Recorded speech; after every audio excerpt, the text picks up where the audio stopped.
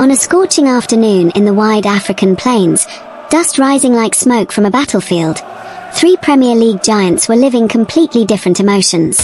Chelsea and Arsenal were locked in a brutal 1-1 draw that felt like a duel between exhausted warriors, while faraway Manchester City was celebrating a wild 3-2 victory over Leeds as if they had just conquered a kingdom. The Chelsea cowboy, wearing blue and standing barefoot on his homemade wooden scooter, faced the Arsenal cowboy in red, both pointing giant wooden guns at each other like men who had forgotten fear. Behind them, Maasai warriors waved flags of their teams as if summoning ancient spirits to decide the match.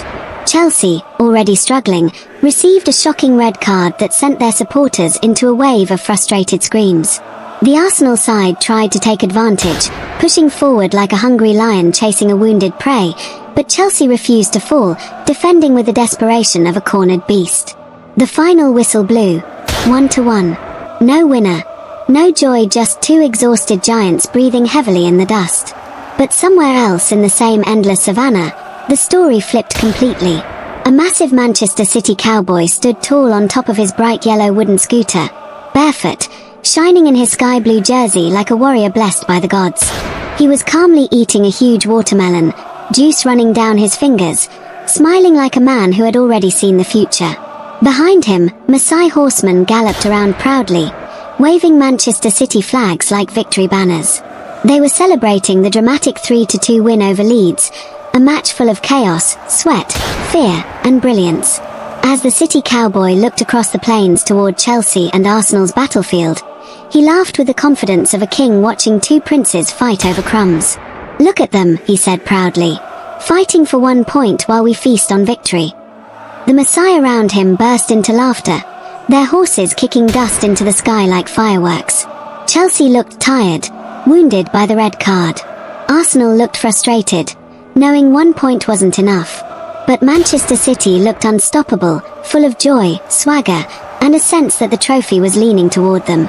Yet suddenly, one Maasai elder behind the City cowboy stepped forward and spoke with a deep voice that silenced the laughter. "Do not celebrate too loudly. Even kings can fall if they dance too much." The City cowboy paused, wiped watermelon juice from his lips, and smiled like a man who understood but didn't fear anything. "Let them come," he said softly. "We eat, we win, we rise." As the sun slowly dipped behind the plains, the emotions of the day settled like dust.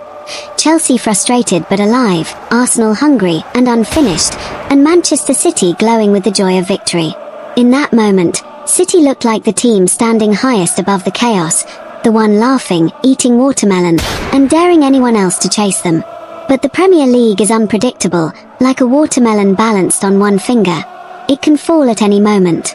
And City, even in their celebration, knew that the Real fight was still coming.